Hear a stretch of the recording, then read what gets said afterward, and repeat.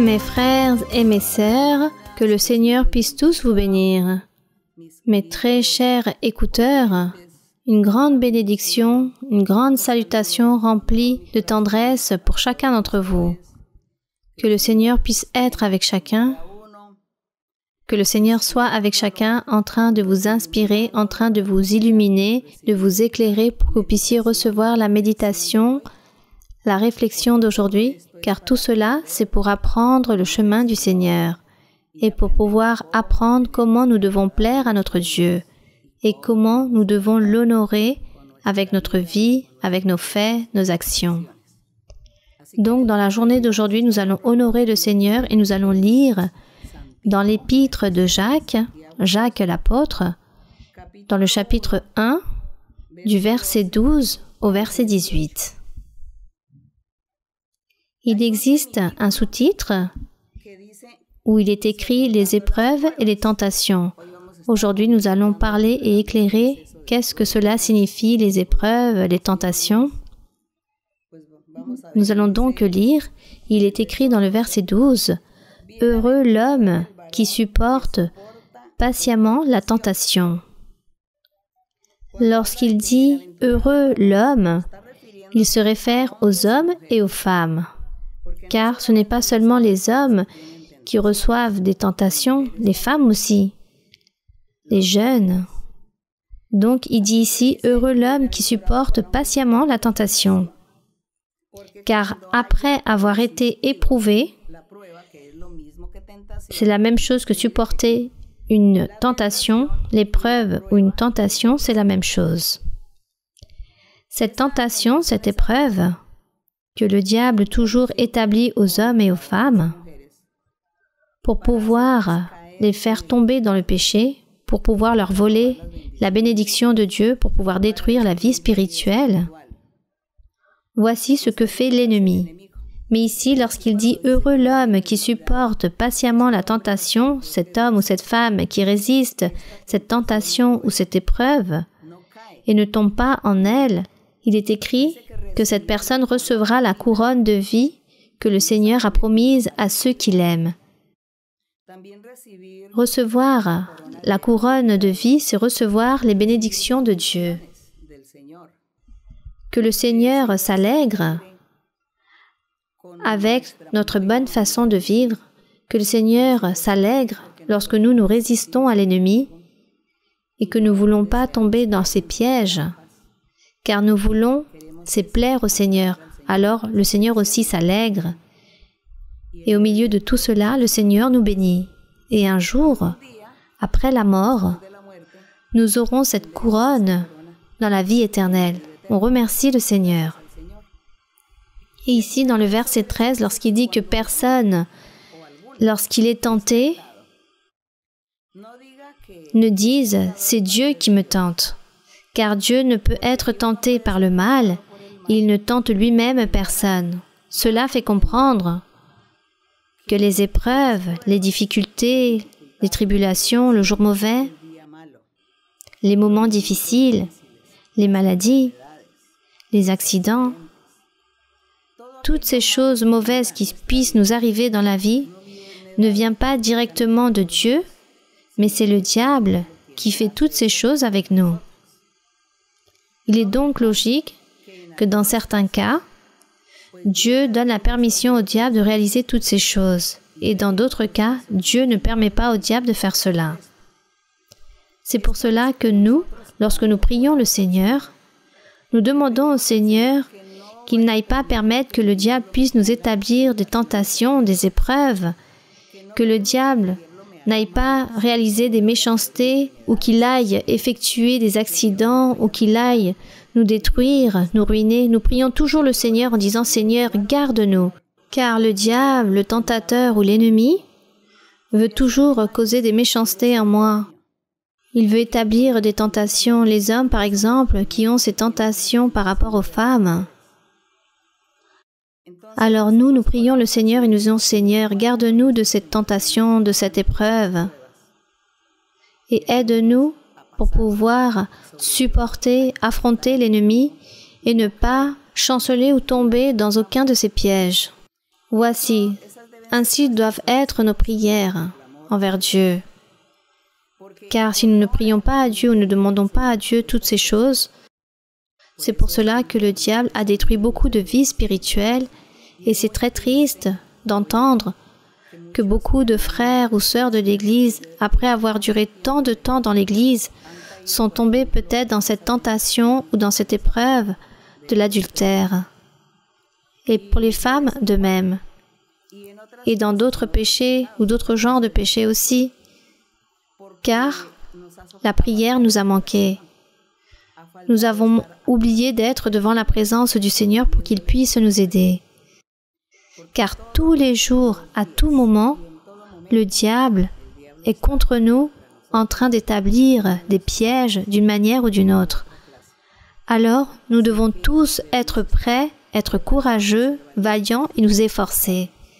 Et ici, dans le verset 14, lorsque l'apôtre dit que ce n'est pas Dieu qui nous tente directement, qui émet cette épreuve, mais c'est l'ennemi. Ici, dans le verset 14, il dit « Mais chacun est tenté quand il est attiré et amorcé par sa propre convoitise. » Voyez ici ces hommes et ces femmes qui tombent dans ce piège de la tentation et de l'épreuve. C'est parce que ces personnes n'étaient pas fermes. Il y avait des doutes. Il y a ce manque de motivation. Il n'y a pas cette décision complète de plaire au Seigneur, cette disposition complète du cœur pour pouvoir honorer le Seigneur. Et s'il n'y a pas cela, alors apparaît la paresse, la fatigue, l'ennui, le manque de motivation, la chair. C'est pourquoi ici il dit que la personne est attirée et amorcée par sa propre convoitise, par ses mauvaises pensées, par le fait de voir là où cela lui est interdit, par le fait de vouloir convoiter. Voici les convoitises de la chair. La personne est attirée par ces choses. Par exemple, une personne qui a un esprit de vouloir dérober parce qu'elle aime voler, une fois que la personne se trouve dans l'église, demande pardon à Dieu, se repentit et cesse de dérober. Cependant, le diable établit l'épreuve et donne des opportunités pour que cette personne commence à regarder en disant « Il s'agit d'une grande opportunité où je pourrais de nouveau dérober ou ôter cela, ce que je suis en train de voir. Personne n'est en train de me regarder, alors je vais voir si je peux voler. » Cela signifie que la personne est tentée par ses propres convoitises, car ça, c'était la faiblesse de la personne, et en ça, le diable le tenait sous la servitude. Donc le diable touche les faiblesses de chacun pour pouvoir les attirer, pour pouvoir les séduire, et la personne peut tomber dans le piège. Celui qui veut tomber dans l'impudicité peut le faire. La personne s'est repentie, cherche Dieu, s'est éloignée de tous ses mauvais chemins, par exemple le fils de la drogue ou de la cigarette, ou en train de regarder des choses pornographiques. La personne s'est éloignée de tout cela pour pouvoir plaire à Dieu, mais comme le diable dit, comme sa chair a certaines tentations, certaines faiblesses, alors je vais le séduire. Je vais séduire cette personne pour que cette personne puisse tomber dans ce piège, puisse offenser Dieu et puisse pécher. Alors la personne perd les bénédictions de Dieu. La personne revient en arrière dans sa vie spirituelle. Au lieu d'avancer, au lieu de progresser, au lieu d'arriver plus haut, arriver à l'endroit où Dieu veut établir cette personne. Donc voici ces choses de la convoitise. Il faut s'en garder, car ce sont les faiblesses de chaque personne que les personnes ont eues dans leur chair, dans leur vie. Et de tout cela se vaut le diable pour pouvoir chanceler ou que la personne tombe dans le piège du mal. Dans le verset 15, il est écrit « Puis la convoitise, lorsqu'elle a conçu, c'est-à-dire lorsque la chair est tentée, la chair commence de nouveau à bouger, enfante le péché, oui, la personne tombe dans le péché, revient en arrière et recommence à faire ses mauvaises choses. Et il est écrit « Le péché étant consommé, produit la mort ». Donc, on parle de cette personne qui revient à nouveau dans son péché, dans sa faiblesse, peu importe le péché, car la personne s'est laissée séduire, s'est laissée attirer, car la chair l'a affaiblie. En ça, l'apôtre voulait que nous puissions être forts, car nous pouvons être forts et dire non, non à la faiblesse de la chair, non au péché. Le verset 16. Ne vous y trompez pas, mes frères bien-aimés, dit l'apôtre. Ne commettez pas de péché. Toute grâce, excellence et tout don parfait descendant d'en haut du Père, de la part de notre Dieu, vient les bonnes choses, les choses justes, la droiture, la bénédiction. Tout cela vient de la part de notre Seigneur. Ici dit du Père des Lumières, chez lequel il n'y a ni changement ni ombre de variation.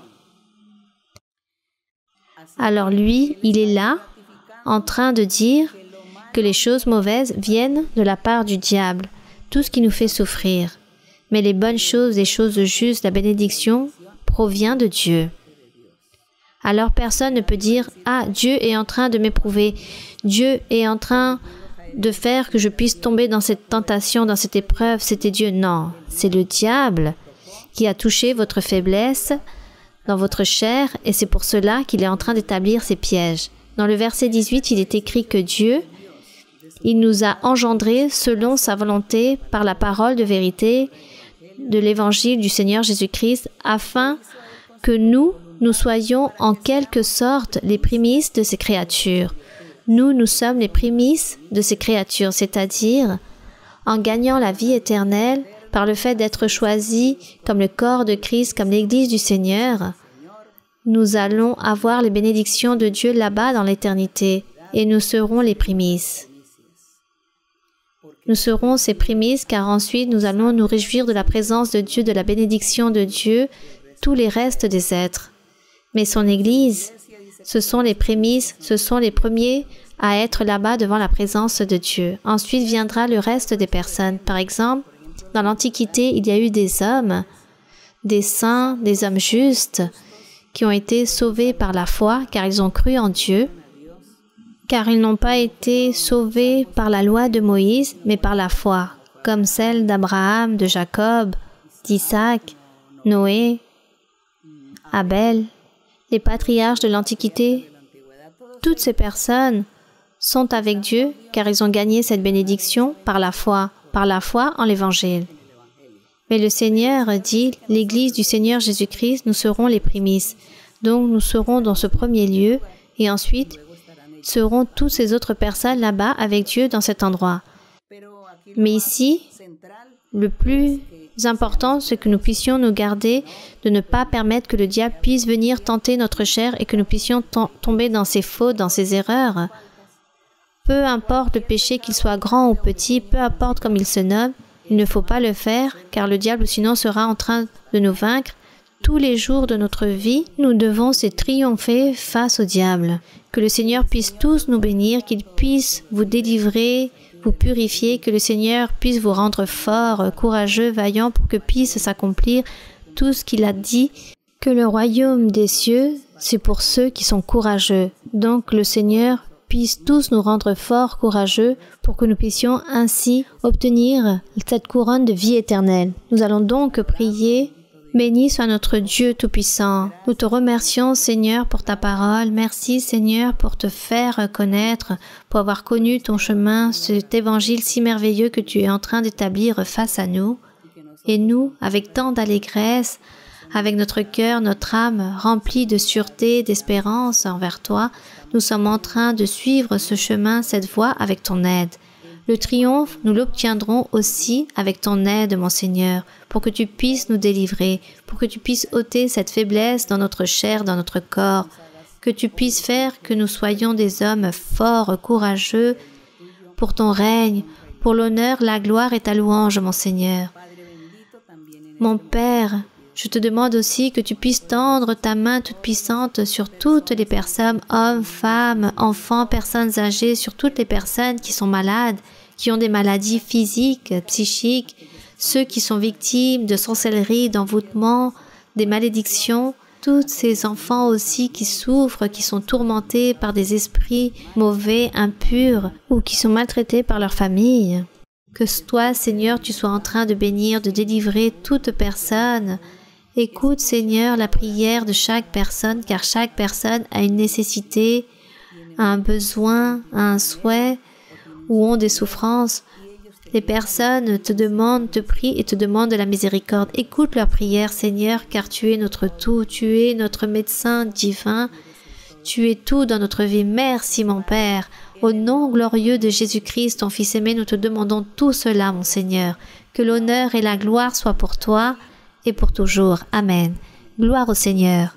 Nous allons chanter au Seigneur le cantique 116, le cantique 116 qui dit « Pouvoir, nous en avons besoin ».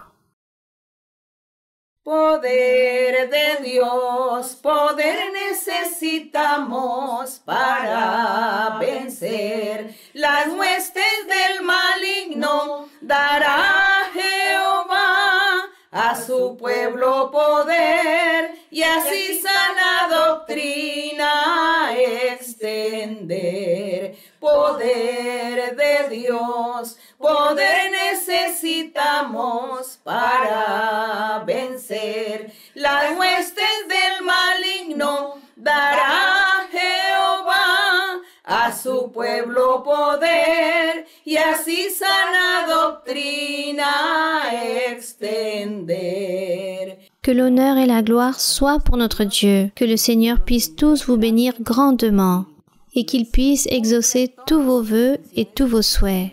À très bientôt. Que Dieu vous bénisse, je vous aime beaucoup en le Seigneur.